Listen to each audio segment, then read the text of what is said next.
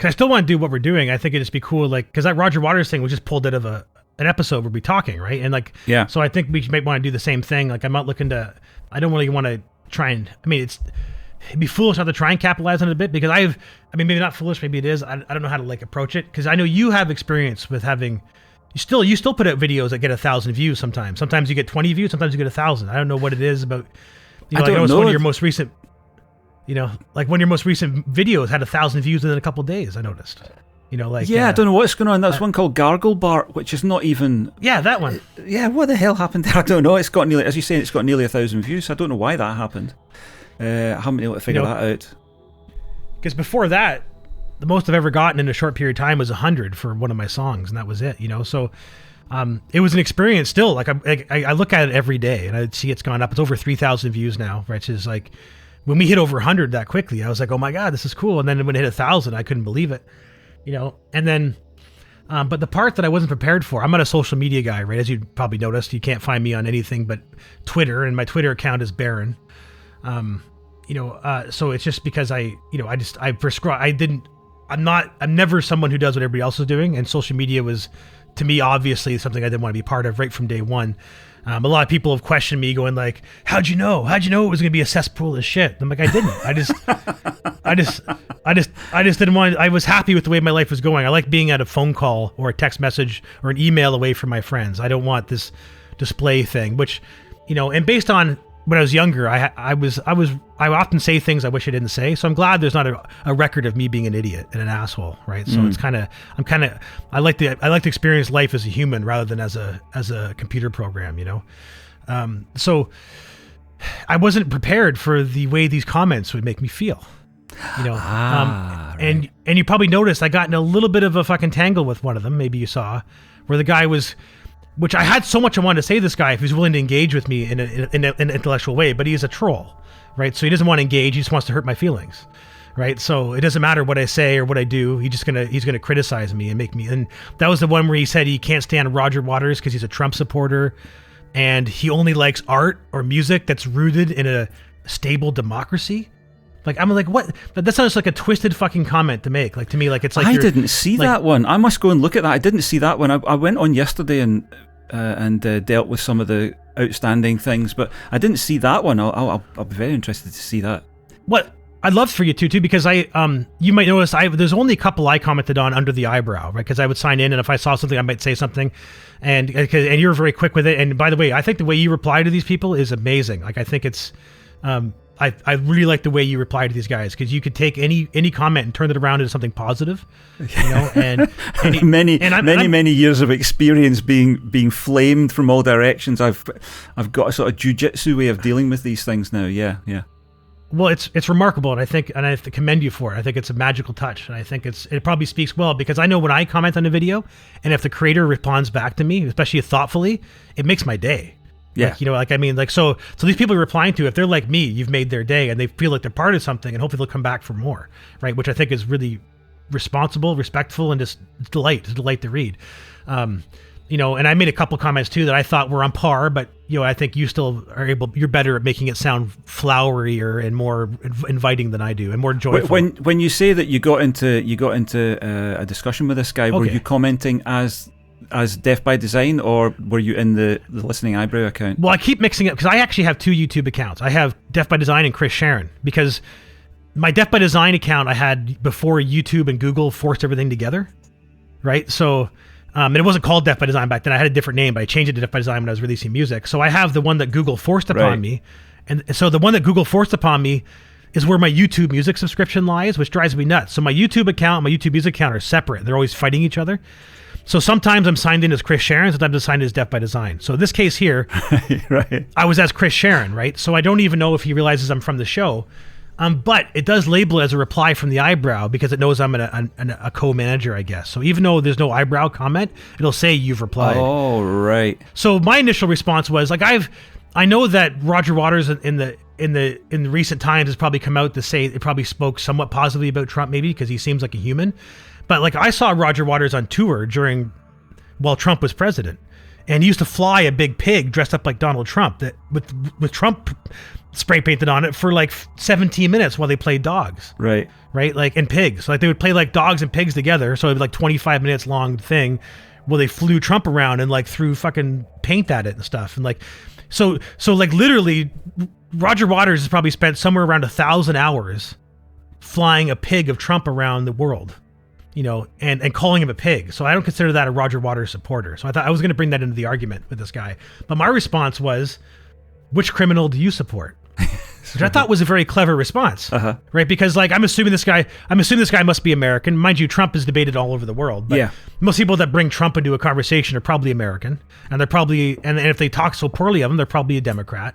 So I'm assuming he's a Biden supporter, you know, and Biden's a drooling idiot that supports criminals all around him, who's a criminal himself, right? So, and I was going to point out that every president of the United States that I've ever seen has been a criminal who has been responsible for murdering millions of people. You know, so I just wanted to get a discussion about that, like, you know, I you know, and talk more about Roger Waters not being a Trump supporter. I don't think Roger Waters supports any politicians, really. You know, he might suggest one person's a better vote than another, but you know how he is, right? He spits vitriol constantly, right? And if you support a war, if you support any form of genocide or anything like that, he's against you, right? You know, like and that's why when I said in the podcast that I think I'd agree with his political views more than David Gilmour's, that's because Roger Waters is like, burn it all down. The system's broken, you know, whereas Dave's just like, we got it pretty good. You know, let's keep the, you know, keep it left and we'll be happy. I got tangled up in that, and I felt like I'm not used to having that done to me. And I felt myself losing sleep over this guy's comments, you know, and like checking my phone at 3:00 in the morning to see if he replied, you know, to see if it'd go further. And I've been debating whether or not I should reply again or do nothing or just leave it as it is, you know, because I don't feel there's any constructive need to talk to this guy anymore. But I feel like I want to make my point said. And plus I also made a spelling mistake in one of my comments. So then he's just like, you're an idiot. You need to proofread and learn how to read. And I'm like, oh my God, you're an asshole. If you're not comfortable doing it, then don't do it. Is my either you're aiming to use it as a tool, in which case you need to learn all these things. Yeah. Or you have no intention of using it as a tool and it just annoys you, in which case don't bother. I've sort of said that to many people over the years. Well, you know, if you're not comfortable with it, don't do it, because you don't need to do it. You're probably not going to gain anything by doing it. And I know exactly the feelings that you're expressing there. Yeah. And I've had those feelings. Yeah. But it's 20 years since I had those feelings. What's it? Or no. I don't want to. It's 15 years. I don't want to avoid it because I think my goal would be for us to get millions of views for our little blurbs, right? Like, obviously that's what we want. We want to be able to make this thing something that makes our music more fruitful, makes our careers feel like fulfilled as creative beings, right? And these conversations are magic, right? So it'd be great to see something more magical come about it, right? Like, it's, you know, so I don't want to shy away from it in the sense that, like, I want to be able to get better at dealing with it, you know? So what I should have done is just ignore the comment altogether, you know? Or I thought, like I said, I thought I made a really clever response, and I was hoping someone else might read it and be like, yeah, like, see his point, because whether he gets my point or not, he's a troll, right? So that's why I'm like, don't feed the troll. Let's let him die. Let him starve on his fucking, you know, because he. What I say is, make a friend of the troll. That's how to do it. Well, I was trying to. Yeah. I was trying to. That's why I'm. Okay. So like, I'm trying. Let me see if I'm gonna find the comment here. So it's easy for me to find, because at the end of the comment, he put like these 3 like devil faces, and it's from a guy named Pat Comerford. He says, oh, let's go through this. Let me go through this, right? Let me go through this. We'll put this up. We'll put this on the record. Let's do it. So, yeah. Pat Comerford 5596. We'll call him Pat from here on. He comes in on the Roger Waters video and he says, Rogers supporting the criminal Trump betrays us all who value true creativity grounded in a secure democracy. To hell with Rogers. Okay, that's like, yeah, that's a strongly held opinion right there. So you already know that you're dealing with somebody who's probably been hurt by something somewhere along the way. You don't say that kind of thing unless you've had an experience, a life experience, or something that's happened to you. Like watching too much CNN. Yeah. You've been confirmed in all your views, and this is the view that you hold, because we're talking about music here. We're talking about whether Roger should make this new album, this new version of Dark Side of the Moon, and we as part of that, we touch on the nature of the characters of Roger Waters and Dave Gilmour, who are the two guys who seem to be at odds about this. And we discussed, amongst other things, we discussed their political views, and we probably come down more with Roger than we do with Dave Gilmour. So that's the background to this. And then you come on and say, which criminals do you support? Making the point in a very neat little, that's called sniping.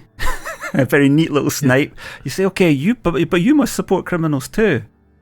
And he comes back and says, Pat comes back and says, such an inane question. Were you born this way, or is it a choice? That's he's doubling down, isn't he? He's doubling down at that point on hurting you. He wants to hurt you at that point. He doesn't care. He doesn't care that you've made that point. He just wants you to know that you're a piece of shit, as far as he's concerned. Let's go on. So you come back and say, what was insane about the question? I honestly would like you to elaborate. Okay, so that's you're saying, well, what's that? And he says, please learn to read properly. He's just giving you nothing. He's giving you nothing at this point. Yeah. And you say, I'm sorry, my phone corrected the word incorrectly. I was hoping for a constructive conversation. I guess you would rather throw insults. Okay, and he comes back and he says, so you need to proofread your comments before you post them and stop being a victim by blaming your phone. My God. He's giving you nothing. He's giving you nothing. No. So, yeah, that's a very, very typical sort of YouTube commentary. I've seen that. You see that all the time. You see that all the time. What do you say about stuff like that? It goes off in a direction that's got nothing to do with the video. It's just two people with either opposed views or opposed way of looking at things. Yep. There isn't any easy way to deal with that. But what I would do with that one is I would assume that guy is genuine in his beliefs. His beliefs are as important as ours. Yeah. And I would support him. I would start by supporting him in that belief, and I would say, you're right. I don't mean that he's right. I just mean, okay, I get that, but here's another point of view. In my experience, trying to bend somebody back from a position that you've got no idea about how they arrived at that position. It doesn't work. It never works. It never works if you try and you try and be precise, and you try and be opposed to them. You just will. They will shut down. They'll just shut the shutters on you right away. Yeah. And the way to do it is jujitsu style. Is to agree with them, to find something that you agree on, and turn it round that way. If you're bothered. Yeah. You don't have to be bothered. You don't have to do any of that. You can just go, whatever. Well, and these things don't bother me anymore because I've seen it so often. And yes, I did have the sleepless nights. When I was doing well on YouTube, I was getting this stuff. I was getting 50 of these a day. And I was dealing with them at work. I was coming home, I was dealing with them. I was thinking about them all night. I wasn't getting any sleep. I couldn't do any music. I was just dealing with this stuff. And I learned all of this. I learned what works and what doesn't work. And some you just have to give up. Some you get an inkling. Well, I could turn this round. And there's nothing better than turning somebody round. There's nothing better than turning. But they don't stay. That's the thing. Yeah. The end of all this is that you do all this work to connect with this person. You never hear from them again. They don't subscribe to your channel. They don't come back. Yeah. They just disappear. So is it actually worth it? Well, I think what you were saying earlier is important. If you engage with people, there are some people who find that useful, and that's enough. Even if they don't ever come back, or you don't know that they've come back, it's enough to make your interactions useful in some way to them, or something that they enjoy. And that's what I try and do. And my train of thought about it too is not as much about connecting with Pat, is more displaying an interaction with somebody that, because I know like for every one person that makes a comment, 100 people read the comment, right? Yeah. So it was more for the readers of the comment than necessarily the commenter. Of course. And what my end game was not as much to bend him around, but just to bring to light that I don't think that Roger Waters is a Trump supporter. That was the only point I was going to make. and that Roger is trying to wake us all up. That Roger's goal in life is for us to all realize that we're trapped in an oppressive system from all angles, you know, and voting might not be the way out of it, you know. And that was kind of where I was trying to go with it. But then I realized it was like, no, this guy literally just wants to throw mud. He doesn't want to, you know, and the longer I stand there, the muddier I'm going to get, you know. Exactly. You know, but the interesting thing about his first comment there is that he's putting, let me just read it again. It's a weird twist. Yeah, it is something I've not heard before. See, that would be another way to approach it, would be to say, what do you mean? I've never heard that before. I don't understand what you mean about creativity grounded in a secure democracy. Are you saying that the security of the democracy that Roger Waters operates within is what allows him to say these things? He can say, tear it all down, whereas if he was in China or Russia, he wouldn't be able to say those things. Is that the point the guy's trying to make? That Roger's betraying the very system that allows him to say that? He's betraying it. Is that the point that's being made? It might be. You're giving him more credit than I was. I thought he was just trying to twist something into making it about how Trump is dangerous for democracy, which is another conversation I think is an absurd conversation, because he got voted in democratically. So I don't know how someone who got chose through democratic processes is dangerous for democracy. But I think he's probably talking like he thought Trump would never leave the White House. He would just, you know, lock the doors and say, I'm president forever. You know, you know, which is funny because both sides say the same thing all the time. Like, people are accusing the Democrats, like they think Trudeau's ever going to leave office in Canada. They think Biden's ever going to leave office, and, you know, it's going to be weekend in Bernie's for the next 30 years while they puppet a dead Biden around, you know. But well, there was that election where Al Gore lost narrowly to Bush. Yeah.